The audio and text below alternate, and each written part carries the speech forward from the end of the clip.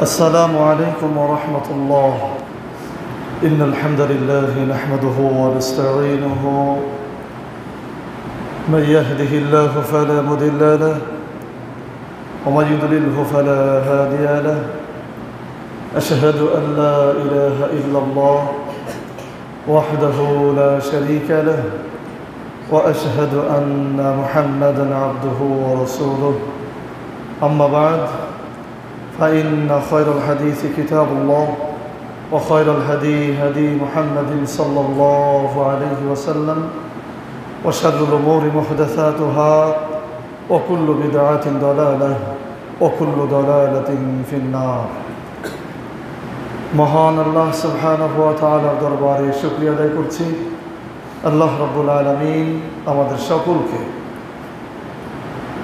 দুনিয়ার যাবতীয় ব্যস্ততা ছিন্ন করে শয়তানের যাবতীয় তৎপরতাকে পেছনে ঠেলে দিয়ে মহান আল্লাহ সুবহানাহু ওয়া তাআলার ডাকে সাড়া দিয়ে যথাসময়ে দূর দূরান্ত থেকে একত্রিত হয়ে জুমার সালাত আদায় করতে আসার তৌফিক দান করেছেন।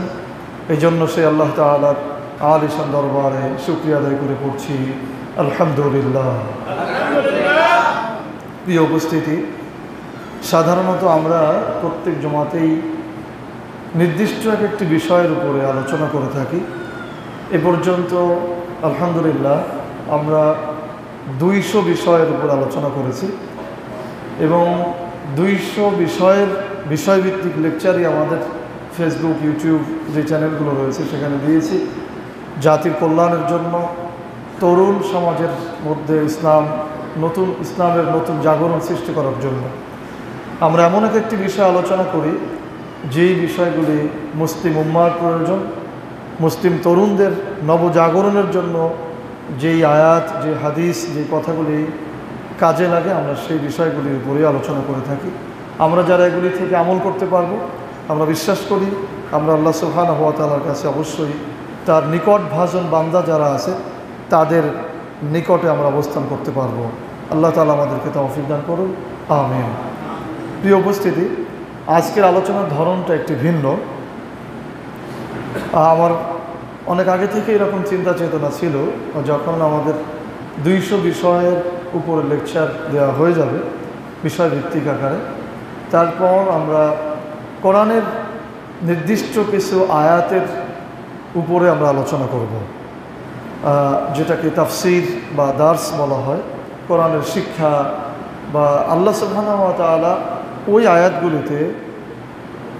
আয়াতগুলিতে আল্লাহ সুবহানাহু ওয়া তাআলা কী নসিহত করেছেন, কী উপদেশ দিয়েছেন পৃথিবীর মানুষকে অথবা মুসলিম জাতিকে, তাওহীদবাদীদেরকে আল্লাহ তাআলা কী বোঝাতে চেয়েছেন, সেই বিষয়টা আমরা নতুনভাবে জাতির সামনে উপস্থাপন করার চেষ্টা করব। এরকম একটি পরিকল্পনা আমাদের ছিল। তো যেহেতু আমরা একটি নির্দিষ্ট মাস অতিক্রম করছি, আরবি বছরের শেষ মাস, তো আমরা 200 বিষয় লেকচার অলরেডি শেষ করে ফেলেছি। এই জন্য আজকের থেকে আমরা এরকম নির্দিষ্ট আয়াতের উপরে আলোচনা করব ইনশাআল্লাহ। তো আজকে আমাদের আলোচনার আয়াত ভিত্তিক যে সূচি রয়েছে, যে বিষয় রয়েছে, সেটি হচ্ছে সূরা তাওবার 19 থেকে 24 নম্বর আয়াত পর্যন্ত আমরা আলোচনা করব ইনশাআল্লাহ। সূরা তাওবার 19 থেকে 24 এই আয়াতগুলিতে আল্লাহ সুবহানাহু ওয়া তাআলা তার বান্দাদেরকে, বিশেষ করে ঈমানদারদেরকে, তাওহীদবাদীদেরকে কী বোঝাতে চেয়েছেন সেই বিষয়ে আমরা বোঝার চেষ্টা করব ইনশাআল্লাহ। কথা বুঝতে আপনাদের কষ্ট হচ্ছে? কথা বোঝা যায়? আলহামদুলিল্লাহ। আমরা প্রথমেই আল্লাহ সুবহানাহু ওয়া তাআলার নসিহতগুলি আরবিতেই শুনব। আল্লাহ সুবহানাহু ওয়া তাআলা আমাদেরকে কী বলেছেন। আউযু বিল্লাহি মিনাশ শাইতানির রাজীম। বিসমিল্লাহির রহমানির রহিম। আজআলতুম সিকায়াতাল হাজ ওয়া ইমারাতাল মাসজিদিল হারাম কামান আমানা বিল্লাহ ওয়াল ইয়াউমিল আখির ওয়া জাহাদা ফি সাবিলিল্লাহ লা ইয়াস্তাউনা ইনদাল্লাহ ওয়াল্লাহু লা ইয়াহদিল কওমায যালিমিন। الذين آمنوا وهاجروا وجاهدوا في سبيل الله بأموالهم وأنفسهم أعظم درجة عند الله وأولئك هم الفائزون. يبشرهم ربهم برحمة منه ورضوان وجنة لهم فيها نعيم مقيم خالدين فيها أبدا ইন্নাল্লাহা ইনদাহু আজরুন আযীম। ইয়া আইয়ুহাল্লাযীনা আমানু লা তাত্তাখিযু আবাআকুম ওয়া ইখওয়ানাকুম আউলিয়া ইন ইসতাহাব্বুল কুফরা আলাল ঈমান ওয়া মান ইয়াতাওয়াল্লাহুম মিনকুম ফাউলাইকা হুমুয যালিমুন। কুল ইন কানা আবাউকুম ওয়া আবনাউকুম ওয়া ইখওয়ানুকুম ওয়া আযওয়াজুকুম ওয়া আশীরাতুকুম ওয়া আমওয়ালুন ইqtaraftumuha ওয়া তিজারাতুন তাখশাউনা কাসাদাহা ওয়া মাসাকিন তারদাউনাহা আহাব্বা ইলাইকুম মিনাল্লাহ ওয়া রাসূলিহি ওয়া জিহাদিন ফি সাবিলিহি ফাতারাব্বাসু হাত্তা ইয়াতি আল্লাহু বিআমরিহি ওয়াল্লাহু লা ইয়াহদিল কওমাল ফাসিকিন। প্রিয় উপস্থিতি, আমরা এতক্ষণ যে নসিহত শুনলাম এটি হচ্ছে কোরআনের 9 নম্বর সূরা সূরা তাওবার 19 থেকে 24 নম্বর আয়াত পর্যন্ত আল্লাহ সুবহানাহু ওয়া তাআলা আরবিতে যেই কথাগুলি বলেছেন সেগুলি আমরা পাঠ করে বা তেলাওয়াত করে শুনলাম। এখন আমরা সরল অনুবাদ শুনব। আল্লাহ তাআলা এই আরবি কথাগুলির মধ্যে কি বলেছেন, আমাদেরকে কি নসিহত করেছেন, কি উপদেশ দিয়েছেন। আল্লাহ বলছেন, কোনো একটি ঘটনাকে কেন্দ্র করে, কোনো একটি বিষয়কে কেন্দ্র করে আমরা সেটি সামনে বলবো। সরল অনুবাদ হচ্ছে, তোমরা কি মনে করো হাজিদেরকে পানি পান করানো এবং মসজিদে হারামের খেদমত করা ওই ব্যক্তির আমলের সমান যারা আল্লাহর প্রতি বিশ্বাস স্থাপন করেছে, পরকালের প্রতি বিশ্বাস স্থাপন করেছে এবং আল্লাহর পথে জিহাদ করেছে? আল্লাহর নিকট এরা সমান নয়। আর আল্লাহ রাব্বুল আলামিন জালিম সম্প্রদায়কে সঠিক পথ প্রদর্শন করেন না। সরল অনুবাদ করছি। আর যারা ঈমান এনেছে, হিজরত করেছে, আল্লাহর পথে জিহাদ করেছে, সম্পদ দিয়ে, নিজের জীবন দিয়ে, আল্লাহর নিকট তাদের জন্য রয়েছে আযামু দারাজাতান ইনদাল্লাহ, আল্লাহর নিকট তাদের জন্য রয়েছে মহা প্রতিদান। আর তারাই হচ্ছে সফল কাম। তাদের জন্য রয়েছে তাদের প্রতিপালকের পক্ষ থেকে সুসংবাদ, সন্তুষ্টি, রহমত, দয়া এবং জান্নাত, যেই স্থায়ী নিয়ামতের মধ্যে তারা বসবাস করবে, সেখানে তারা চিরস্থায়ী হবে। আর আল্লাহর নিকট তাদের জন্য নিশ্চয়ই মহা প্রতিদান রয়েছে। হে বিশ্বাসীরা, তোমরা তোমাদের পিতাদেরকে এবং ভাইদেরকে বন্ধুরূপে গ্রহণ করো না যদি তারা ঈমানের তুলনায় কুফুরিকে বেশি প্রাধান্য দেয়। যদি তোমাদের মধ্যে কেউ তাদেরকে প্রাধান্য দেয় বা তাদেরকে বন্ধুরূপে গ্রহণ করে, তাহলে সেও তাদের অন্তর্ভুক্ত হবে। হে রাসূল, আপনি বলুন, যদি তোমাদের নিকট প্রিয় হয় তোমাদের পিতা, তোমাদের সন্তান, তোমাদের ভাই, তোমাদের স্ত্রী, তোমাদের নিকটাত্মীয়, তোমাদের সম্পদ, তোমাদের ব্যবসা বাণিজ্য, তোমাদের বাসস্থান যেগুলিকে তোমরা ভালোবাসো, এগুলি যদি তোমাদের কাছে প্রিয় হয় আল্লাহর থেকে, তার রসুলের থেকে এবং আল্লাহ তার রসুলের পথে জিহাদের থেকে, ফাতারাব্বাসু, তাহলে তোমরা অপেক্ষা করো, হাত্তা ইয়াতি আল্লাহু বিআমরিহি, আল্লাহর শাস্তির আদেশ আসার। আর আল্লাহ সুবহানাহু ওয়া তাআলা যারা ফাসিক, এই ফাসিক সম্প্রদায়কে সঠিক পথ প্রদর্শন করেন না। সূরা তাওবা আয়াত নম্বর 19 থেকে 24 আমরা আরবি পাঠ শুনলাম এবং সরল অনুবাদ শুনলাম। আল্লাহ সুবহানাহু ওয়া তাআলা আমাদেরকে এর মধ্যে কী বুঝাতে চেয়েছেন। হয়তোবা ইতিমধ্যে আমরা অনেকেই অনেক কিছু বুঝে ফেলেছি যে আল্লাহ তাআলা আমাদেরকে কী নসিহত করতে চেয়েছেন। প্রিয় উপস্থিতি, আমরা এই আয়াতগুলির শানে নজুল জানব, বিশেষ করে অবতীর্ণের প্রেক্ষাপট, অবতীর্ণের কারণ, সময়কাল, কেন অবতীর্ণ করেছেন, কি বুঝাতে চেয়েছেন আল্লাহ তাআলা, এগুলি আমরা আলোচনা করব। তো সারসংক্ষেপ প্রথমে আমরা যেটা বলবো, এখানে আল্লাহ সুবহানাহু ওয়া তাআলা ঈমানদারদের নিকট কোন আমলটি শ্রেষ্ঠ হওয়া উচিত, অথবা আল্লাহ সুবহানাহু ওয়া তাআলার নিকট কোন আমলটি শ্রেষ্ঠ, বান্দার পক্ষ থেকে আল্লাহর নিকট কোন আমলটি শ্রেষ্ঠ, আবার মুমিনদের নিকট কোন আমলটি শ্রেষ্ঠ হওয়া উচিত, সেই শ্রেষ্ঠ আমলের পরিচয় তুলে ধরেছেন আল্লাহ তাআলা এই আয়াতগুলির মধ্যে। আর সেই শ্রেষ্ঠ আমলটি যারা করবে, শ্রেষ্ঠ আমলটি যারা করবে তাদের প্রতিদান কি হবে, তারা কি পাবে, তারা কি উপকৃত হবে, সেই বিষয়গুলি আল্লাহ সুবহানাহু ওয়া তাআলা এখানে তুলে ধরেছেন। আর যারা এই শ্রেষ্ঠ আমলটি করবে না পরিবারের কারণে বা বিভিন্ন মায়া মহব্বত ভালোবাসার কারণে, তাদেরও বা কী পরিণতি হবে সে কথাগুলো আল্লাহ তাআলা এখানে তুলে ধরেছেন। মোটামুটি এই সংক্ষিপ্ত আয়াতগুলির মধ্যে সুন্দরভাবে একটি নসিহত করেছেন, এই আমল করলে তুমি আল্লাহর নিকট অনেক বেশি মর্যাদাবান হবা, আর এই আমলটা না করলে তুমি আল্লাহর নিকট হেদায়েতই পাবা না, সঠিক পথই তুমি খুঁজে পাবা না। তো এটি আমাদের জীবনের জন্য, বর্তমান মুসলিম উম্মার জন্য অত্যন্ত গুরুত্বপূর্ণ একটি নসিহত। প্রিয় উপস্থিতি, আমরা অনুবাদ শুনলাম, সারসংক্ষেপ শুনলাম। এই আয়াতগুলির অবতীর্ণের সময়কাল বেশ হালকা একটু কমায় দেন তো। এই আয়াতগুলির অবতীর্ণের সময়কাল, এই আয়াতগুলি অবতীর্ণ হয়েছে ফেলে দেওয়া।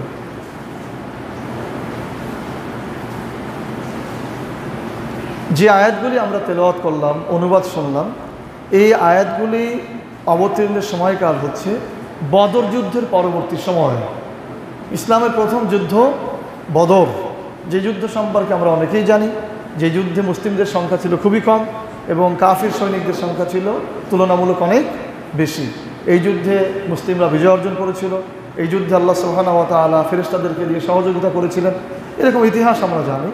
তো এই যুদ্ধের পরবর্তী সময়ে আল্লাহ সুবহানাহু ওয়া তাআলা এই আয়াতগুলি অবতীর্ণ করেছিলেন। এই আয়াত অবতীর্ণ হয়েছিল মদিনায়, এই আয়াত অবতীর্ণ হয়েছিল মদিনায়। কখন অবতীর্ণ হয়েছিল? যখন কিছু সংখ্যক মক্কার কাফির মুশরিক বা কাফির মুশরিকদের নেতা যারা বন্দী হয়েছিল, তাদের সাথে কথোপকথন হচ্ছিল মুমিনদের, সেই সময় আয়াতগুলি অবতীর্ণ হয়। অবতীর্ণের কারণ কি?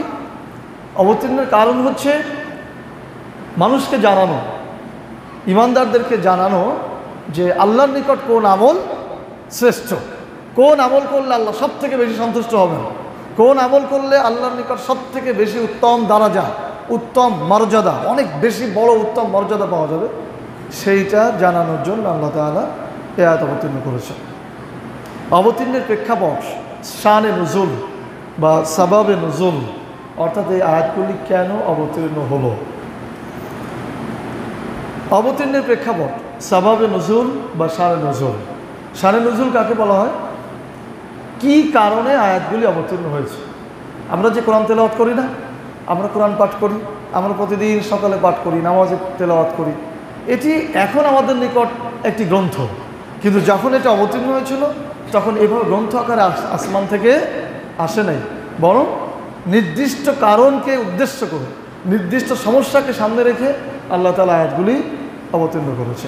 তো এই আয়াত অবতীর্ণ হয়েছিল, এই আয়াত অবতীর্ণের যে কারণ বা যে প্রেক্ষাপট, সেটি হচ্ছে হযরত আব্বাস রাদিয়াল্লাহু তাআলা আনহু, উনি মুহাম্মদ সাল্লাল্লাহু আলাইহি সাল্লামের চাচা। তখন উনি ইসলাম গ্রহণ করেননি যখন বদরের যুদ্ধ সংঘটিত হয়েছিল। এই যুদ্ধে আব্বাস রাদিয়াল্লাহু তাআলা আনহু মুশরিকদের কাফিরদের পক্ষে ছিলেন এবং নেতৃস্থানীয় ছিলেন।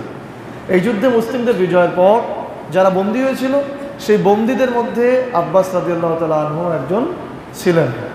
তো আব্বাস রাদিয়াল্লাহু তাআলা আনহু যেহেতু মুহাম্মদ সাল্লাল্লাহু আলাইহি সাল্লামের চাচা ছিলেন, এই জন্য যখন উনি বন্দী হয়ে আসলেন, অন্য অন্য সাহাবায়ে কেরামগণ যারা ছিলেন তারা ওনাকে বেশি একটু তিরস্কার করলেন যে আপনি মুহাম্মদ সাল্লাল্লাহু আলাইহি সাল্লামের চাচা, আপন মানুষ, আপনি কিভাবে ইসলামের বিরুদ্ধে চলে গেলেন? ইসলামের বিরুদ্ধে তো গেলেনই, বরং স্বয়ং ভাতিজার বিরুদ্ধে যুদ্ধ করতে চলে আসলেন। আরবে আত্মীয়তার সম্পর্কের একটি ব্যাপক গুরুত্ব ছিল। এইভাবে ওনাকে যখন তিরস্কার করা হচ্ছিল, বিশেষ করে আলী রাদিয়াল্লাহু তাআলা আনহু ওনাকে খুবভাবে ধমকালেন, যেহেতু ওনারও চাচা ছিল।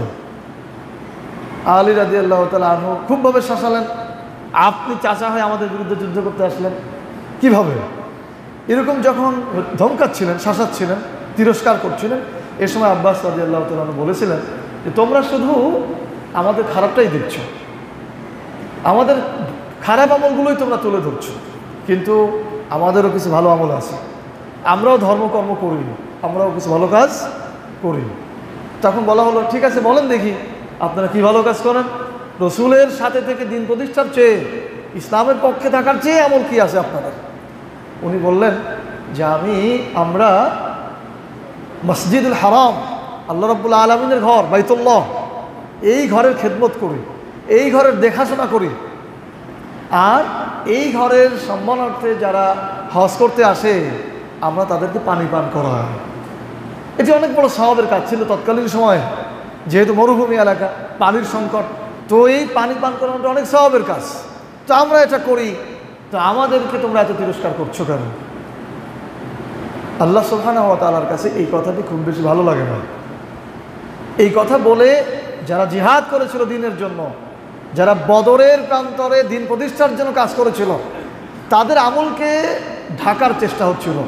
তোমরা আমল করো, ঠিক আছে, আমরাও করি, তবে তোমাদেরটাও যেমন আমাদেরটাও ঠিক আছে, এইটা বলে যখন ওইটাকে একটু ছোট করা হচ্ছিল, আব্বাস রাদিয়াল্লাহু তাআলা আনহু নিজেকে সান্ত্বনা দেওয়ার জন্য যখন এই কথাগুলি বলছিলেন, তখন আল্লাহ সুবহানাহু ওয়া তাআলা আয়াত অবতীর্ণ করেছিলেন এবং এই কথাকে ঢেকে দেওয়ার জন্য আব্বাস রাদিয়াল্লাহু তাআলা আনহুর কথা যে সঠিক নয়, যারা জিহাদ করে দিনের জন্য, যারা হিজরত করে, যারা দিন প্রতিষ্ঠার জন্য কাজ করে, যারা দিন প্রতিষ্ঠার জন্য সংগ্রাম করে, যারা আল্লাহর প্রতি বিশ্বাস স্থাপন করে, এদের আমলের তুলনায় যে পৃথিবীতে আর কারো আমল নেই, এইটা বোঝানোর জন্য এই কথাকে, আব্বাস রাদিয়াল্লাহু তাআলার কথাকে নিচে নামানোর জন্য স্বয়ং আল্লাহ রাব্বুল আলামিন আয়াত অবতীর্ণ করেছেন, বলেছেন আজালতু সিকায়াতুল হাজ ইমারাতুল মাসজিদিল হারাম কামান আমানা বিল্লাহ ওয়াল ইয়াউমিল আখির ওয়া জাহাদা ফি সাবিলিল্লাহ লা ইস্তাউনা ইনদাল্লাহ আল্লাহু লা ইয়াহদিল কওমাজ যালিমিন।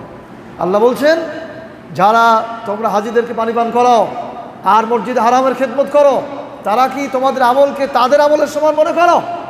যারা আল্লাহর জমিনে আল্লাহর দিন প্রতিষ্ঠার জন্য যারা ঈমান এনেছে, যারা হিজরত করেছে, যারা জান এবং মাল দিয়ে আল্লাহর পথে জিহাদ করেছে, তোমরা কি তাদের সমান মনে করো? আল্লাহ তাআলা নিজে উত্তর দিয়েছেন, লা ইস্তাউনা ইনদাল্লাহ, লা ইস্তাউনা ইনদাল্লাহ, কখনোই নয়, কোনোদিনই নয়, কখনোই এই দুইজনের আমল সমান হতে পারে না। আল্লাহু লা ইয়াহদিল কওমাজ যালিমিন, আর যারা জালিম, যারা অত্যাচারী, এখানে জালিম বলতে বোঝানো হয়েছে যারা শিরকের পক্ষে থাকে, যারা কুফুরের পক্ষে থাকে, যারা তাগুতের পক্ষে থাকে, যারা দ্বীনের বিরুদ্ধে থাকে, যারা নফসের উপরে যারা অত্যাচার করে, এইরকম সম্প্রদায় যারা, তাদেরকে আল্লাহ কখনো সৎ পথ প্রদর্শন করেন না। এই ঘটনাকে কেন্দ্র করে আল্লাহ সুবহানাহু ওয়া তাআলা এই 19 নম্বর থেকে নিয়ে শুরু করে 24 নম্বর আয়াত পর্যন্ত আয়াত অবতীর্ণ করেছেন।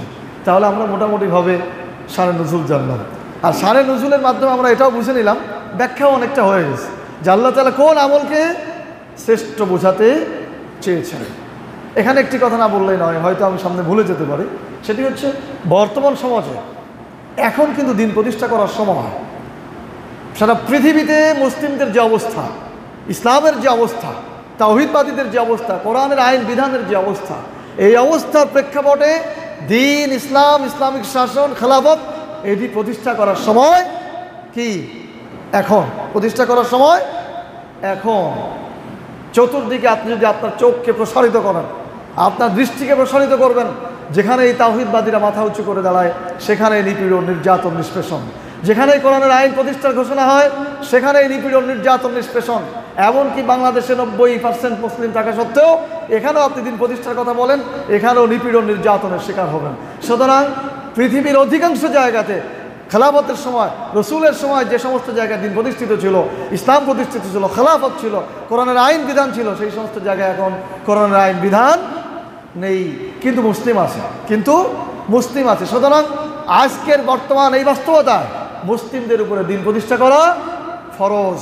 যেভাবে নামাজ কালাম ফরজ, যেভাবে রোজা ফরজ, হজ ফরজ, ঠিক একইভাবে মুসলিমদের উপরে দিন কায়েম করা, কোরআনের বিধান বাস্তবায়ন করা, ইসলামিক শাসন বিধান বাস্তবায়ন করো ফরজ। আল্লাহ তাআলা বলেছেন, আনা আকিমুদ্দিন, তোমরা দিনকে কায়েম করো, শারা'a লাকুম মিনাদ-দ্বীন, তোমাদের জন্য আমি দিনকে বিধিবদ্ধ করেছি। সুতরাং কোনো মুসলিম যদি শুধু মনে করে নামাজ ফরজ তাই নামাজ পড়ি, হজ ফরজ তাই হজ করি, রোজা ফরজ তাই রোজা করি, যদি এইটা মনে করে আর এইটা মনে করে যদি শুধু এখানেই থেমে থাকে, তাহলে তার আরও একটি ফরজ কাজ বাকি থেকে যাবে, সেটি হচ্ছে দিন প্রতিষ্ঠার কাজ। সেটি হচ্ছে কি? দিন প্রতিষ্ঠার কাজ। শারা'a লাকুম মিনাদ-দ্বীন, আল্লাহ তাআলা বলছে তোমাদের জন্য আমি দিনকে বিধিবদ্ধ করেছি। আনা আকিমুদ্দিন, তোমরা দিনকে কায়েম করো, এটি ফরজ। সুতরাং নামাজ কালাম যেমন ফরজ, রোজা ফরজ, হজ ফরজ, এগুলি পালন করে যদি কেউ মৃত্যুবরণ করে, এই বর্তমান বাস্তবতা, যতদিন না নতুন করে দিন ইসলামের বিজয় হবে, ইসলামী খেলাফত প্রতিষ্ঠিত হবে, কোরআনের আইন বিধান বাস্তবায়ন না হবে, ততদিন পর্যন্ত আরেকটি ফরজ মুসলিমদের উপরে বাকি থেকে যাবে এবং এর জন্য জবাবদিহিতা করতে হবে। প্রিয় উপস্থিতি, আমরা যে আয়াতগুলি বললাম, এই আয়াতের বর্তমান বাস্তবতা হচ্ছে, আমরা যদি কাউকে দিন প্রতিষ্ঠার কথা বলি, দিন কায়েমের কথা বলি, কোরআনের আইনের কথা বলি, তখন আমরাও মনে মনে বলি আমরা তো ভালো কাজই করি, আমরা তো নামাজ পড়ি, আমরা তো রোজা রাখি, হজ করি, দান সদকা করি,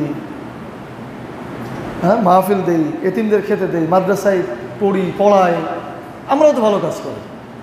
কিন্তু অধিকাংশ লোক ওই বদরের যুদ্ধের সাহাবী যারা ছিলেন তাদের যে কাজ ছিল, যে উদ্দেশ্যে আয়াত অবতীর্ণ হয়েছিল, অধিকাংশ আজকের মুসলিমরা সেই আমলের মধ্যে আছে কি নাই?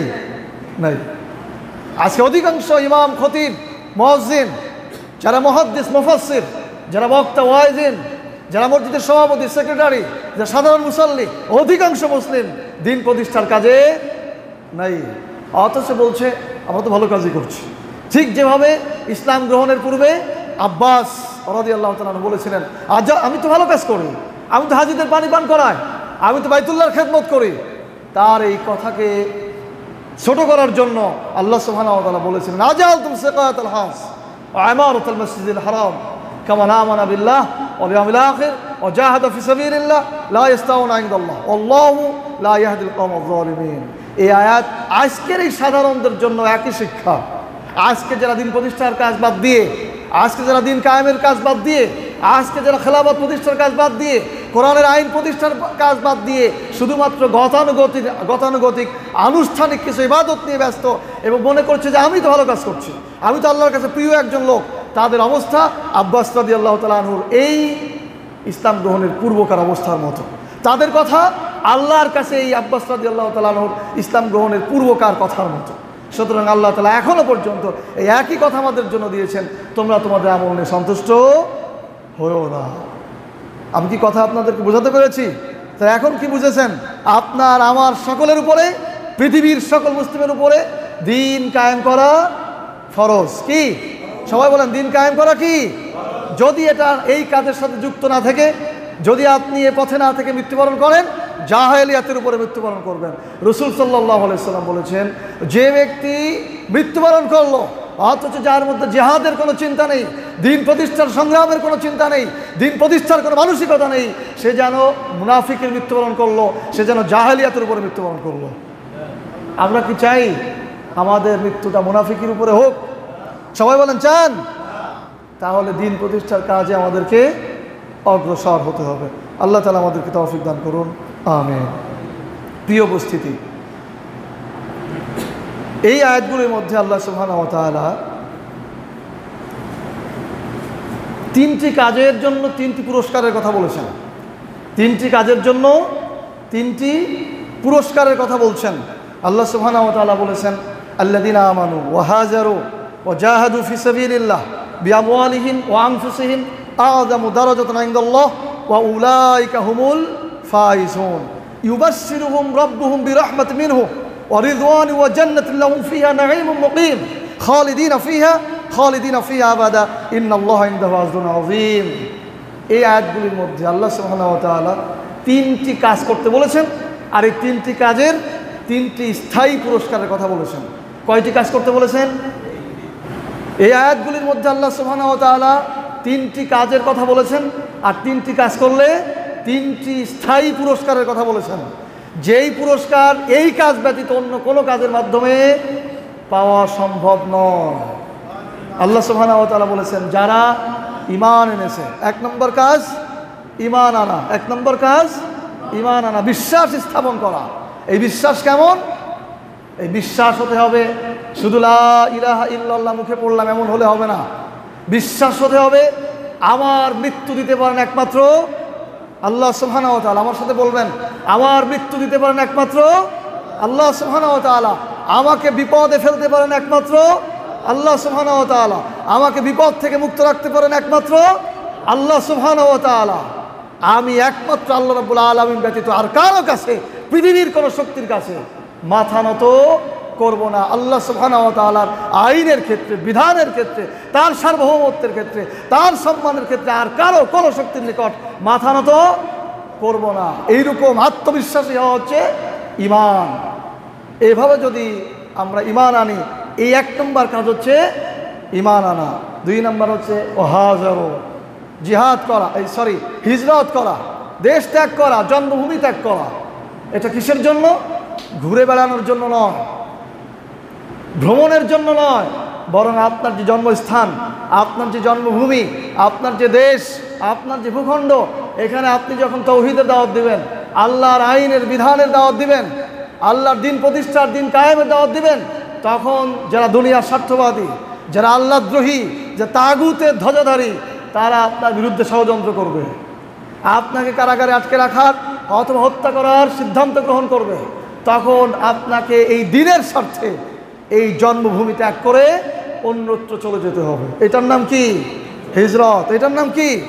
এবং সেখানে যেও বসে থাকলে হবে না, সেখানে যেও আপনাকে দাওয়াতি কাজ করতে হবে, দিন প্রচার প্রতিষ্ঠার কাজ করতে হবে। 3 নম্বর, ফি সাবিলিল্লাহ, ওয়াজাহাদু ফি সাবিলিল্লাহ। ফি সাবিলিল্লাহ, আল্লাহর পথে জিহাদ করতে হবে। ফি সাবিলিল্লাহর পথ মানে আমাদের দেশে ভুল ধারণা আছে। গল্প টল্প বলার সময় আসলে আজকে নাই। এক লোক হচ্ছে খুব কৃপণ, তবুও আপনাদের একটু মজা দেওয়ার জন্য বলি। এক লোক হচ্ছে কৃপণ, সে এক জায়গায় খেতে বসেছে রুটি, তো সে কাউকে কিছু দেয় না। তো একটা রুটি কাকে সৌ মেরে নিয়ে গেছে। এখন কাকের পেছনে সে দৌড়াচ্ছে রুটিটা ঠেকানোর জন্য। এখন যেতে যেতে একসময় নদী পার হয়ে গেছে। এখন নদী পার হওয়া তো আর তার পক্ষে সম্ভব না। তখন সে বলছে ফি সাবিলিল্লাহর পথে দিয়ে দিলাম, যা। এইটা হচ্ছে আমাদের কাছে ফি সাবিলিল্লাহর পথ। কিছু দান করে দিলাম, কুরবানির সময় গরুর চামড়া ফি সাবিলিল্লাহ দিয়ে দিলাম। কোরআনের কোথাও এ ধরনের কোনো কাজের ক্ষেত্রে ফি সাবিলিল্লাহ বলা হয়নি। ফি সাবিলিল্লাহ মানে আল্লাহর পথ। আল্লাহর পথ মানে হচ্ছে জিহাদের পথ। ফি সাবিলিল্লাহর মূল উদ্দেশ্য হচ্ছে আল্লাহর পথ, জিহাদের পথ, দিন প্রতিষ্ঠার পথ, দিন কায়েমের পথ। আর এখানে এই পথে টিকে থাকতে হলে আপনাকে জিহাদ করতে হবে জান দিয়ে এবং মাল দিয়ে, সম্পদ দিয়ে। সুতরাং আপনি কিছু দিয়ে বলবেন ফি সাবিলিল্লাহর পথে দিয়ে দিলাম, এটা ভুল ব্যাখ্যা, এটা ভুল সিদ্ধান্ত। ফি সাবিলিল্লাহ মানে আল্লাহর দিন প্রতিষ্ঠার পথ, আল্লাহর দিন কায়েমের পথ, ইসলাম প্রতিষ্ঠার পথ, খেলাফতের পথ। আর এই পথে চলতে গেলে আপনাকে জানও দিতে হবে, কি মালও দিতে হবে। প্রিয় উপস্থিতি, তাহলে 3 নম্বর কাজ হচ্ছে ওয়াজাহাদু ফি সাবিলিল্লাহ বিআমওয়ালিহিম ওয়া আনফুসিহিম। আল্লাহর পথে সংগ্রাম করবে, আল্লাহর পথে সংগ্রাম করবে জান এবং মাল দিয়ে। এই 3টি কাজ যারা করবে, 1 নম্বর ঈমান আনবে, 2 নম্বর হিজরত করবে, 3 নম্বর আল্লাহর পথে আল্লাহর দিন প্রতিষ্ঠার জন্য জান এবং মাল দিয়ে জিহাদ করবে।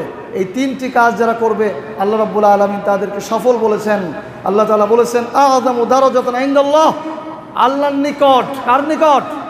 কোনো গ্রামে মাতুব্বরের নিকট, মেম্বার, চেয়ারম্যান, প্রধানমন্ত্রী, কোনো রাষ্ট্রপতি, কোনো প্রেসিডেন্টের নিকট নয়। তাদের মর্যাদা কার নিকট? আবার কার নিকট? আল্লাহর নিকট। নহে সামান্য ব্যাপার। যিনি সার্বভৌমত্বের মালিক, যিনি আসমানের মালিক, জমিনের মালিক, যার কথায় আসমান ঝুলে আছে, 1টি নয় 7টি, যার কথায় জমিন স্থির হয়ে আছে, যার কথায় সমুদ্র বয়ে চলে, যার কথায় পাহাড় স্থির হয়ে আছে, যিনি আমার জীবনের মালিক, যিনি আমার মৃত্যুর মালিক, সে আল্লাহ রাব্বুল আলামিনের নিকট আমার পুরস্কার থাকবে। আযমু দারাজাতান, সামান্য পুরস্কার নয়, আজিম, ছোটোখাটো নয়। আল্লাহ ইসমে তাফজিলের সিগা ব্যবহার করেছেন। আযম, অনেক বড় পুরস্কার থাকবে। কাদের জন্য? যারা আল্লাহর পথে জিহাদ করবে, সংগ্রাম করবে, দিন প্রতিষ্ঠার জন্য কাজ করবে, ঈমান আনবে, হিজরত করবে। আর 3টি পুরস্কারের কথা আল্লাহ তাআলা বলেছেন। ইউবাশশিরুহুম রাব্বুহুম বিরাহমাতিন মিনহু, তাদের জন্য রয়েছে তাদের প্রতিপালকের পক্ষ থেকে সুসংবাদ। সুবহানাল্লাহ বলেন। প্রতিপালকের পক্ষ থেকে সুসংবাদ আসছে। আপনাকে যদি কেউ ফোন দিয়ে কোনো নেতা বলে তোমার জন্য এটা হয়ে গেছে, আমরা কত খুশি না? অথচ আল্লাহ সুবহানাহু ওয়া তাআলা সুসংবাদ দিয়েছেন ইউবাশশিরুহুম রাব্বুহুম বিরাহমাতিন মিনহু, তোমাদের প্রতিপালকের পক্ষ থেকে তাদের জন্য সুসংবাদ। কি সুসংবাদ? ওয়ারিদওয়ান, তাদেরকে ঘোষণা করে দাও আল্লাহ তাদের প্রতি সন্তুষ্ট হয়ে গেছে। আল্লাহ তাদের প্রতি সন্তুষ্ট হয়ে গেছে। ওয়া জান্নাত বিরহমাতি মিনহু, তাদের জন্য রয়েছে দয়া। যারা এই কাজগুলি করবে তাদের জন্য রয়েছে 1 নম্বর রয়েছে দয়া, 2 নম্বর তাদের প্রতি আল্লাহ চির সন্তুষ্ট হয়ে গেছে। ওই যে সাহাবীদের পেছনে বলা হয় না রাদিয়াল্লাহু তাআলা আনহু, তার মানে আল্লাহ তাদের উপরে কি হয়ে গেছে? সন্তুষ্ট হয়ে গেছে, আর কোনোদিন তাদের উপরে বেজার হবেন না। সে হাতিব ইবনে বালতা রাদিয়াল্লাহু তাআলা আনহু, উনি একটি ঘটনাক্রমে একটি বিষয়ে মক্কার লোকদের কাছে চিঠি দিয়েছিলেন, কোনো একটি যুদ্ধের সংবাদ জানিয়ে। তো আল্লাহ রাব্বুল আলামিন ওহীর মাধ্যমে জানিয়ে দিয়েছিলেন হাতিব ইবনে বালতা একটি চিঠি পাঠিয়েছে, তাকে ঠেকাও। সেই চিঠি নিয়ে আসছিলেন আলী রাদিয়াল্লাহু তাআলা মহিলার কাছ থেকে চিঠি নিয়ে এসে আল্লাহ রসুলের কাছে বলেছিলেন, আল্লাহ রসুল আপনি অনুমতি দেন এই মুনাফিকের গর্দান উড়িয়ে দেই। হাতিব ইবনে বালতার কথা বলেছিলেন, উনি একজন সাহাবী। রসুল সাল্লাল্লাহু আলাইহি সাল্লাম বলেছিলেন, থেমে যাও, তুমি কি জানো না বদরের যুদ্ধে যারা অংশগ্রহণ করেছে তাদের পেছনের এবং সামনের গুনাহকে আল্লাহ সুবহানাহু ওয়া তাআলা ক্ষমা করে দিয়েছেন। কি কাজের জন্য? ঈমান আনার জন্য, হিজরত করার জন্য, আল্লাহর দ্বীন প্রতিষ্ঠা করার জন্য। এই 3 কাজ দিয়ে আল্লাহকে যত বেশি সন্তুষ্ট করা যায়, পৃথিবীতে আর কোনো আমল দিয়ে আল্লাহকে সন্তুষ্ট করার মতো কোনো সুযোগ এইভাবে নেই। প্রিয় উপস্থিতি, 3টি পুরস্কারের কথা আল্লাহ তাআলা বলেছেন। 1 নম্বর দয়া, সন্তুষ্টি। যারা এই কাজ করবে তাদের উপর আল্লাহ কখনো অসন্তুষ্ট হবেন না। সর্বশেষ ও জান্নাতুল লাহুম ফিহা নাঈমুম মুকিম খালিদিনা ফিহা আবাদা ইন্নাল্লাহা ইনদাহু আজরুন আযীম। আর চিরস্থায়ী জান্নাতের ঘোষণা তাদের জন্য দিয়ে দাও।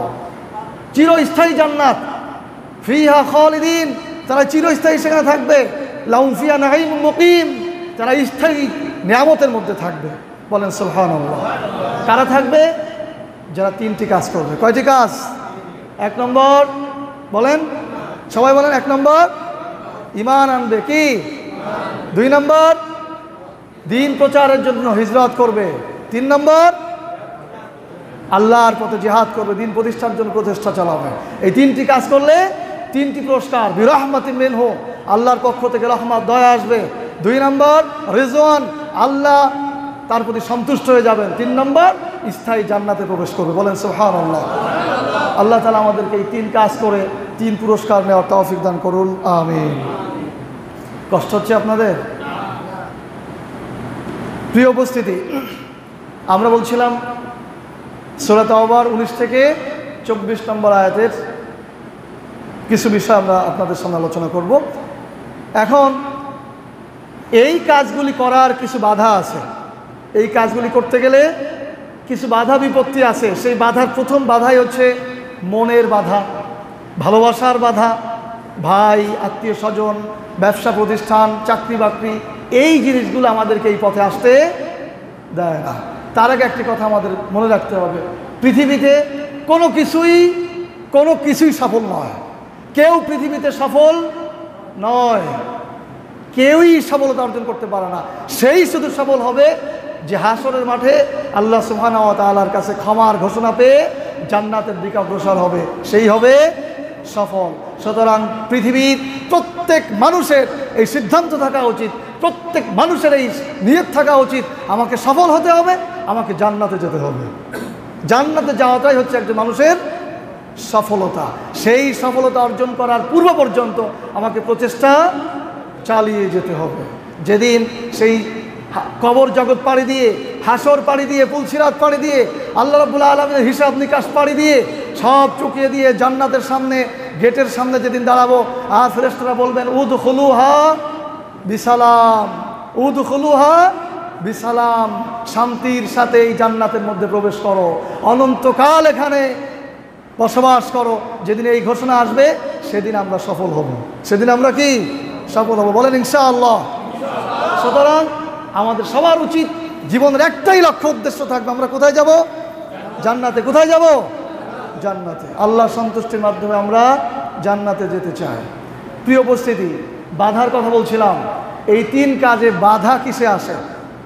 আল্লাহ তাআলা বলছেন, ইয়া আইয়ুহাল্লাযিনা আমানু লা তাত্তাখিযু আবাকুম ওয়া ইখওয়ানাকুম আউলিয়া ইন ইসতাহাব্বুল কুফরা আলাল ঈমান ওয়া মান ইয়াতাওয়াল্লাহু মিনকুম ফাউলাইকা হুমুয যালিমুন। হে ঈমানদারেরা, কাদেরকে বলা হলো?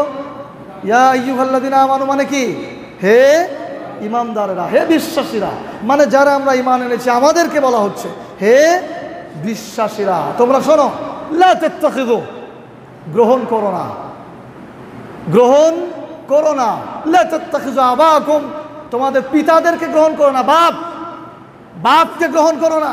যেই বাপের ব্যাপারে আল্লাহ তাআলা বলেছেন ওয়াকাযা রাব্বুকা আল্লা তা'বুদু ইল্লা ইয়্যাহু ওয়া বিল ওয়ালিদাইনি ইহসান, ওয়াকাযা রাব্বুকা আল্লা তা'বুদ, শুনে রাখো তোমার প্রতিপালক তোমাকে নির্দেশ দিচ্ছেন তোমার প্রতিপালক ছাড়া আর কারো ইবাদত করবে না। এরপরেই ওয়াকাযা রাব্বুকা আল্লা তা'বুদু ইল্লা ইয়্যাহু ওয়া বিল ওয়ালিদাইনি ইহসান, তোমার পিতামাতার সাথে সদাচরণ করবে।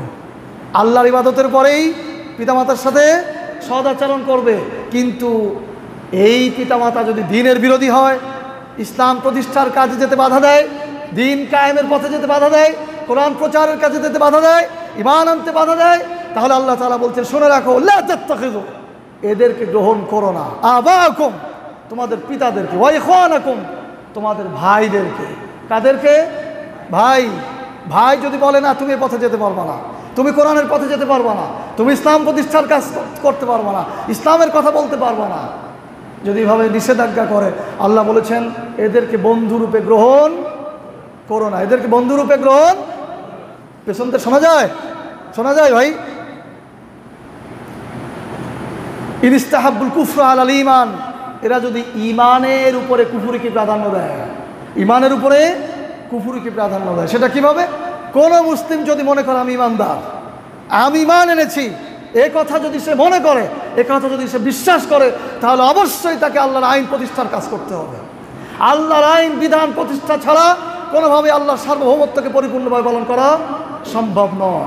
সুতরাং যে আল্লাহর আইন প্রতিষ্ঠার কাজ করে সে ঈমানদার, আর যে মানুষের আইন প্রতিষ্ঠার কাজ করে, মানুষের আইন প্রতিষ্ঠার রাজনীতি করে, মানুষের আইন প্রতিষ্ঠার দল করে, আর সে যদি বাধা দেয়, তাহলেই মূলত এখানে ঈমান আর কুফরের দ্বন্দ্ব। কিসের দ্বন্দ্ব? ঈমান আর কুফরের দ্বন্দ্ব। তার কথা তখন শোনা যাবে না। আমি কি কথা পরিষ্কার করতে পেরেছি? আল্লাহ সুবহানাহু ওয়া তাআলা বলছেন ওমাইয়া তাওয়াল্লাহুম মিনকুম, যদি তোমাদের মধ্যে এরকম কেউ করে, অর্থাৎ ঈমান আনার পর যদি আবার ওই কুফরির ভাই বলেছে, বাবা বলেছে, তাদের কথাগুলিকে গ্রহণ করে নাও, তাদেরকে মেনে নাও, ফাউলাইকা হুমুয যালিমুন, তাহলে তোমরা জালিমদের অন্তর্ভুক্ত হবে। ওমাইয়া তাওয়াল্লাহুম মিনকুম, তারাও যে কুফরির মধ্যে আছে তুমিও সেই কুফরের মধ্যে চলে যাবা আর জালিমদের অন্তর্ভুক্ত হবা। প্রিয় উপস্থিতি, এরপর আরও কিছু বাধার কথা বলেছেন। এবার আমরা যে আয়াত জানব, আল্লাহ তাআলা এখানে 8 জিনিসের থেকে, কয় জিনিস? 8 জিনিস। কয় জিনিস? আল্লাহর নসিহত কত সুন্দর, একেবারে একটাও বাদ নেই, যেগুলো আমাদেরকে দিনের পথে আসতে বাধা দেয় সবগুলোর কথা উল্লেখ করেছেন। কয় জিনিস? 8 জিনিস। 8 জিনিস থেকে 3 জিনিসকে বেশি প্রাধান্য দিতে হবে। 8 জিনিসের ভালোবাসা কমাতে হবে, আর 3 জিনিসের ভালোবাসা বাড়াতে হবে। যারা ইমানদার, যারা মোমেন, যারা তাওহীদবাদী, যারা আল্লাহকে ভালোবাসে, যারা তার রসুলকে ভালোবাসে, তাদের মধ্যে এই দৃঢ় বিশ্বাস থাকতে হবে আমার কাছে পৃথিবীর এই 8 জিনিস তুচ্ছ, আর 3 জিনিস মহামূল্যবান। আমি পৃথিবীর 8 জিনিস যে কোনো মুহূর্তে ছেড়ে দিতে রাজি আছি, কিন্তু আল্লাহ যে 3 জিনিসকে ভালোবাসতে বলেছেন, আমি এই 3 জিনিসকে ছাড়তে রাজি নেই। যদিও বাহ্যিকভাবে মনে হয় এই 8 জিনিসকে যদি আমি ছেড়ে দেই, এই 8 জিনিসের মধ্যে আমার আদরের সন্তান আছে, আমার ভালোবাসার স্ত্রী আছে, আমি এদেরকে পাবো না, এইটা যদি মনে করেন তাহলে আপনি ভুল চিন্তা করে বসে আছেন। আপনি এই 8 জিনিসের ভালোবাসা কমায় যদি 3 জিনিসকে ভালোবাসতে পারেন, তাহলে আপনার দুনিয়ার স্ত্রীকে আল্লাহ সুবহানাহু ওয়া তাআলা জান্নাতে অপরূপ সুন্দরী করে আপনার কাছে পৌঁছে দেবেন। সুবহানাল্লাহ বললেন না? যে দুনিয়ার স্ত্রীকে ওখানে পেতে চান না? এত কষ্ট করে আপনার সাথে সংসার করলো, কত ধমক শুনলো, কত কিছু করে আপনার সাথে থাকলো, যদি আপনি এই 8 জিনিসের ভালোবাসা ত্যাগ করে 3 জিনিসকে ভালোবাসেন, তাহলে এই স্ত্রীকে আল্লাহ তাআলা আবার সেখানে পৌঁছে দিবেন। আপনার সন্তানের ভালোবাসা আছে 8 জিনিসের মধ্যে, আপনি যদি সন্তানের ভালোবাসা ত্যাগ করে দ্বীনের পথে চলতে পারেন, দ্বীন প্রতিষ্ঠার কাজে আসতে পারেন, আল্লাহ রাব্বুল আলামিন আপনার এই সন্তানকে আবারও জান্নাতের মধ্যে আপনার বাড়িতে পৌঁছে দিবেন। কিন্তু যদি আপনি 8 জিনিসের ভালোবাসায় আটকে থাকেন, এই 3 কাজ না করেন, দ্বীন প্রচার প্রতিষ্ঠার কাজ না করেন, তাহলে আপনি হয়তোবা, আল্লাহ মনটা না করুন, আল্লাহর ঘোষণা অনুযায়ী এখানে যেটা আছে চিরস্থায়ী জাহান্নামে যেতে হবে, সেখান থেকে আর স্ত্রীকে পাওয়া যাবে না, সেই সন্তানকে পাওয়া যাবে না, সেই ধন সম্পদ দুনিয়ার আসবাবপত্র কোনো কিছুই পাওয়া যাবে না, যার জন্য আমি আল্লাহর পথে গিয়েছিলাম না। আচ্ছা বলেন তো দেখি, এখানে যদি আমি বলি সবাই আমাকে 20 টাকা করে দেন, পরশুদিন আপনাদেরকে 50 টাকা করে দেওয়া হবে ব্যবসার মাধ্যমে সুদ ছাড়া, তাহলে আমরা কি কেউ না দিতে রাজি থাকবো? সবাই কথা বলেন, না দিতে রাজি থাকবো? সবাই দিতে রাজি থাকবো, তাই না? ঠিক একইভাবে আজকে যে 8 জিনিসের ভালোবাসা ত্যাগ করতে পারেন, তাহলে আপনার জন্য এই প্রত্যেকটা বিষয় আরো অনেক গুণে বৃদ্ধি করে আল্লাহ রাব্বুল আলামিন দিয়ে দিবেন। বলেন সুবহানাল্লাহ। প্রিয় উপস্থিতি, আল্লাহ তাআলা বলছেন, কুল, হে রাসূল আপনি বলুন, গোটা উম্মার কাছে শুনিয়ে দিন, গোটা মুমিনদের কাছে শুনিয়ে দিন, মুসলিম জাতির কাছে শুনিয়ে দিন, যারা পৃথিবীতে কিয়ামতের আগ পর্যন্ত ঈমান আনবে তাদেরকে আপনি জানিয়ে দিন, আপনি বলুন, ইন কানা আবাউকুম, যদি তোমাদের কাছে ভালোবাসার পাত্র হয় তোমাদের পিতা, ও আবনাউকুম, তোমাদের সন্তান, ও ইখওয়ানুকুম, তোমাদের ভাই, ও আজওয়াজুকুম, তোমাদের স্ত্রী, ও আশিরাতুকুম, তোমাদের নিকটাত্মীয়, ও আমওয়ালুন ইখতারাফতুমুহা, তোমাদের সম্পদ যেগুলিকে তোমরা অর্জন করো, কষ্ট করে অর্জন করো, তিজারাতুন তাকশাউনা কাসাদাহা, ব্যবসা বাণিজ্য যেগুলি মন্দা পড়ার আশঙ্কা করো, অবসাকিনা তারদাউহা, এবং সেই বাসস্থান যা তোমরা ভালোবাসো। এই 8 জিনিস, এখানে কয় জিনিস আছে আঙ্গুল করেন, সবাই আঙ্গুল দেন, সবাই একটা আঙ্গুল দেন। আল্লাহ তাআলা বলছেন আবাউকুম পিতা, ও আবনাউকুম সন্তান, ও ইখওয়ানুকুম ভাই, কয়টা হলো? 3টা। ও আজওয়াজুকুম স্ত্রী, ও আশিরাতুকুম নিকটাত্মীয়, ও আমওয়াল সম্পদ, ও তিজারাতুন তাকশাউনা কাসাদাহা ব্যবসা বাণিজ্য, ও মাসাকিনা তারদাউনা আহাব্বা ইলাই, ও মাসাকিনা তারদাউনা, ও মাসাকিন অর্থাৎ ব্যবসা বাসস্থান। কয়টা হয়েছে? এই 8 জিনিসের ভালোবাসা যদি তোমাদের নিকট বেশি থাকে, আহাব্বা ইলাইকুম মিনাল্লাহ, আল্লাহর থেকে, আল্লাহর ভালোবাসা থেকে, আল্লাহর ভালোবাসা থেকে যদি বেশি থাকে, ও রাসূলিহি, রাসূলের ভালোবাসা থেকে বেশি থাকে, ও জিহাদিন ফি সাবিলিহি, আল্লাহর পথে জিহাদের থেকে, দিন প্রতিষ্ঠার কাজ থেকে যদি বেশি ভালোবাসা থাকে, কয় জিনিসের প্রতি? 8 জিনিসের প্রতি। এবার ঘোরায় বলেন, যদি তোমাদের নিকট আল্লাহর ভালোবাসা, রসুলের ভালোবাসা, আল্লাহর পথে দিন প্রতিষ্ঠার জন্য জিহাদের ভালোবাসা থেকে বেশি হয় ভালোবাসা পিতা, সন্তান, ভাই, স্ত্রী, বাসস্থান, নিকটাত্মীয়, ব্যবসা বাণিজ্য, এইগুলো যদি তোমাদের নিকট বেশি আপন হয়, ফাতারাব্বাসু, তাহলে অপেক্ষা করো, দেরি করো, আল্লাহর শাস্তি আসার অপেক্ষা করো, আল্লাহর আদেশ, শাস্তির আদেশ আসার অপেক্ষা করো। প্রিয় উপস্থিতি, এখানে একটি বিশ্লেষণের প্রয়োজন রয়েছে, সেটি হচ্ছে আল্লাহর ভালোবাসাটা কি? আল্লাহর ভালোবাসাটা কি? আল্লাহ যে বললেন যে এই 8 জিনিসের ভালোবাসা বেশি হয় আল্লাহর ভালোবাসা থেকে। আল্লাহর ভালোবাসা মানে আল্লাহ রাব্বুল আলামিনের সম্মান, আল্লাহ রাব্বুল আলামিনের সার্বভৌমত্ব, আল্লাহ রাব্বুল আলামিনের কর্তৃত্ব যেন কোথাও ভুলণ্ঠিত না হয়, সেটা সজাগ দৃষ্টিতে রাখা। আজকে কোটি কোটি মুসলিম থাকা সত্ত্বেও আজকে আল্লাহর আইন বিধান ব্যাপকভাবে অপমানিত, যেটাকে অবমূল্যায়ন করা হয়, গুরুত্বহীন মনে করা হয়। এই জন্য আল্লাহর আইনকে বাদ দিয়ে মানব রচিত আইন দিয়ে বিচার ফয়সালা করা হয়। আজকে আমাদের কিন্তু এ ব্যাপারে কোনো চিন্তা নেই। আল্লাহর ভালোবাসাটা যে, আল্লাহর সার্বভৌমত্বটা ঊর্ধ্বে আসুক, আল্লাহর কর্তৃত্ব প্রভুত্ব বাস্তবায়ন হোক, এই ব্যাপারে আমাদের তেমন কোনো চিন্তা ভাবনা আছে নেই। সুতরাং এইভাবে আমরা আল্লাহকে ভালোবাসতে পারিনি। রসুলকে ভালোবাসা মানে কি? রসুলের যে জীবন আদর্শ রয়েছে, রসুলের যে ইসলাম রয়েছে, রসুলের যে শাসন ব্যবস্থা রয়েছে, সেটাকেও আমরা ভালোবাসতে পারিনি। বরং মুমিনের সেটাই ভালোবাসার কথা ছিল। আর দিন প্রতিষ্ঠার জন্য জিহাদ মানে হচ্ছে দিন প্রচার প্রতিষ্ঠার জন্য চেষ্টা চালানো, আর যদি বাধা আসে, যেভাবে বাধা আসবে তার প্রতিবাদ সেভাবে হবে, এটাই হচ্ছে কি? জিহাদ। এই 3 জিনিসকে আমরা প্রাধান্য দিতে পারিনি 8 জিনিসের কারণে, ঠিক নয় কি? যখন আমরা দাওয়াত দিই, ভাই আসেন আমরা ইসলাম প্রতিষ্ঠার কাজ করি, খেয়াল করেন,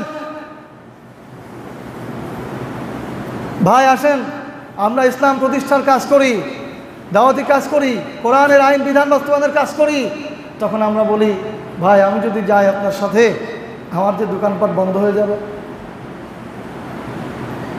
আমি যদি আপনার সাথে যাই তাহলে আমার চাকরিটা যে চলে যাবে, তাহলে আপনার মধ্যে ওই 8 গুণের একটা ভালোবাসা আছে কি নেই? বোঝাতে পেরেছি আমি? ওই যে 8 জিনিসের ভালোবাসা, ওই 8 জিনিসের ভালোবাসার মধ্যে একটা আমার মধ্যে আছে কি না? আমার দোকানপাট বন্ধ হয়ে যাবে, ব্যবসা বাণিজ্য চলে যাবে, আমার কৃষিকাজ বন্ধ হয়ে যাবে, আমার চাকরি চলে যাবে, আমি যেতে পারবো না ভাই। তাহলে আপনার জন্য আল্লাহর শাস্তির আদেশ আসার অপেক্ষা রয়েছে। কে বলেছেন? আল্লাহ বলেছেন। এরপর ভাই আসেন দিন প্রতিষ্ঠার কাজ করি। ভাই আমি যদি যাই আমার স্ত্রীকে কে দেখবে? আমার স্ত্রী তো বিপদে পড়ে যাবে। আসেন দিন প্রতিষ্ঠার কাজ করি। ভাই আমার পিতা বৃদ্ধ, আমি যেতে পারবো না। ভাই আমার সন্তান ছোট, তাকে লালন পালন করতে পারবো না। ভাই যদি আপনার সাথে যাই তাহলে তো আমার এই বাসস্থান ভেঙে ফেলবে, ওরা বাজেয়াপ্ত করে দেবে, বুলডোজার দিয়ে ভেঙে ফেলবে, আমি কোথায় থাকবো? এরকম ভালোবাসা আমাদের কাছে আছে কি নেই? এই কারণগুলোর কারণেই তো আমরা আল্লাহর পথে যাই না। আরে বাংলাদেশে তো আল্লাহর পথ সহজ, বাংলাদেশে তো একটু দাওয়াতি কাজ করতে হয় শুধু। যদি কোনোদিন ফিলিস্তিনের মতো অবস্থা হয়, আফগানিস্তানের মতো অবস্থা হয়, কাশ্মীরের মতো অবস্থা হয়, আরাকানের মতো অবস্থা হয়, যদি উইগুরের মতো অবস্থা হয়, সেদিন কোথায় থাকবো আমরা? কোথায় যাব সেদিন? বাংলাদেশে এখনো সেরকম পরিস্থিতি হয় নাই। কাজেই ইমানকে জাগরণ করতে হবে, জাগ্রত হতে হবে আমাদেরকে। অন্যথায় আল্লাহর শাস্তির আদেশ আসার অপেক্ষা করতে হবে। প্রিয় উপস্থিতি, আমি আপনাদেরকে অনুরোধ করব, আসুন আমরা এই 8 জিনিসের ভালোবাসা ত্যাগ করে দিয়ে 3 জিনিসের প্রতি অগ্রসর হই। মনে রাখবেন, আমরা যাদের জন্য আল্লাহর পথে আসছি না, আমরা যাদের জন্য আল্লাহর পথে থাকছি না, তারা কেউ আমার নয়, তারা কেউ আমার নয়। আল্লাহ বলেছেন, ইয়াওমা লা ইয়ানফাউ মালু ওয়ালা বানুন, ইয়াওমা লা ইয়ানফাউ মালু ওয়ালা বানুন, সেদিন কোনো সম্পদ, কোনো সন্তান, কোনো কিছুই কাজে আসবে না। ইল্লা মান আতাল্লাহ বিকলবিন সালিম, শুধুমাত্র সেই উপকৃত হবে যার অন্তরটা কি? সালিম, অন্তরটা পবিত্র, যে অন্তরের মধ্যে জাহেলিয়াত নেই, যে অন্তরের মধ্যে আল্লাহর বিরোধিতা নেই, আল্লাহর দ্রোহিতা নেই, যে অন্তরের মধ্যে তাগুতের ভালোবাসা নেই, ইসলাম বিরোধীদের ভালোবাসা নেই, ইসলাম বিরোধী রাজনৈতিক নেতার ভালোবাসা নেই, এমন পবিত্র আত্মা যার মধ্যে শুধু রসুলের ভালোবাসা আছে, যার মধ্যে শুধু রসুলের আদর্শ বাস্তবায়ন করার চিন্তা আছে, কোরআনের আইন বাস্তবায়নের চিন্তা আছে, এমন আত্মা নিয়ে যারা হাসরের মাঠে উঠবে, আল্লাহ তাআলা বলেছেন তাদের জন্য ওয়াউজলিফাতিল জান্নাতুল মুত্তাকিন, সেদিন তাদের জন্য জান্নাতকে খুলে দেওয়া হবে, সেদিন তাদের জন্য জান্নাতকে খুলে দেওয়া হবে। আল্লাহ তাআলা আমাদেরকে তৌফিক দান করুন, আমিন। প্রিয় উপস্থিতি, সর্বশেষ একটা হাদিস বলে আমরা শেষ করে দেবো ইনশাআল্লাহ। হাদিসটি হচ্ছে, আমরা অনেকেই মনে করি ভাই আপনি যে কথাগুলো বলছেন এটি রাজনৈতিক কথা, এটি আমাদের চিন্তার বৈকল্য। ইসলাম সম্পর্কে না জানার কারণে, ইসলামের পরিপূর্ণ বিষয় না জানার কারণে, কোরআনকে না বোঝার কারণে, ইসলামের আদর্শ না জানার কারণে আমরা ইসলামকে গতানুগতিক ধর্মের মধ্যে নিয়ে আসছি। অন্য ধর্মে যেমন কিছু ইবাদত, কিছু আচার অনুষ্ঠান পালন করলে ধর্ম পালন হয়ে যায়, আমরাও মনে করি যে নামাজ রোজা করলেই, কিছু মিলাদ মাহফিল দিলেই ধর্মের কাজ কি শেষ। এই জন্য আমরা এই কথাগুলিকে রাজনীতি মনে করি। অথচ ইসলাম এসেছিলই, কোরআন রসুলকে, আল্লাহ তাআলা রসুলকে পাঠিয়েছিলেনই রাজনৈতিকভাবে, খেলাফতের মাধ্যমে আল্লাহর দ্বীন প্রতিষ্ঠা করার জন্য, আল্লাহর শাসন প্রতিষ্ঠা করার জন্য। পৃথিবীতে কোনো ঐতিহাসিক, কোন আলেম ওলামা, কোন মুফাসসির মুহাদ্দিস এটাকে অস্বীকার করতে পারবে না। কারণ আল্লাহ তাআলা বলেছেন, হুয়াল্লাযী আরসালা রাসূলাহু বিল হুদা ওয়া দীনিল হক লিইয়ুযহিরাহু আদ-দীন কুল্লুহু লিল্লাহ। আল্লাহ বলেছেন, আমি রসুলকে পাঠিয়েছিলাম শুধু এই জন্য, সঠিক হেদায়েত দিয়ে অন্য যত জীবন ব্যবস্থা আছে, সমস্ত জীবন ব্যবস্থা, সমস্ত দিন, সমস্ত ধর্মের উপরে বিজয়ী করার জন্য। তাহলে আজকের যে দিন রয়েছে, সেকুলারিজম, ধর্মনিরপেক্ষ মতবাদ, ডেমোক্রেসি, গণতান্ত্রিক মতবাদ, ন্যাশনালিজম, জাতীয়তাবাদ, সোশিয়ালিজম, সমাজতন্ত্রবাদ, এই যেগুলি ধর্ম আছে, যেগুলি জীবন ব্যবস্থা আছে, এইগুলির উপর ইসলামকে বিজয়ী করার জন্যই আল্লাহ তাআলা কোরআন দিয়েছেন, ইসলাম দিয়েছেন। সুতরাং আমরা যারা চিন্তা করে বসে আছি ধর্ম তো এগুলি পালন করলেই হয়ে যায়, আপনি সঠিকভাবে ইসলামকে এখনও বুঝতে পারেননি। প্রিয় উপস্থিতি, আমি যারা এসেছেন আমি তাদেরকে অনুরোধ করব, আসুন আমরা সকল মতামত ছেড়ে দিয়ে আমরা আল্লাহর প্রতিনিধি হিসাবে, আল্লাহর খলিফা হিসাবে, আল্লাহর জমিনে আল্লাহর সার্বভৌমত্ব প্রতিষ্ঠা করার জন্য, দ্বীন প্রতিষ্ঠা করার জন্য আমরা সর্বাত্মক প্রচেষ্টা চালাই এবং আল্লাহর কাছে আমরা উত্তম মর্যাদা গ্রহণ করার মতো যোগ্যতা অর্জন করি। আল্লাহ সুবহানাহু ওয়া তাআলা আমাদেরকে তৌফিক দান করুন, আমিন। সুবহানাকাল্লাহুম্মা ওয়া বিহামদিক আশহাদু আল্লা ইলাহা ইল্লা আনতা আস্তাগফিরুকা ওয়া আতুবু ইলাইক।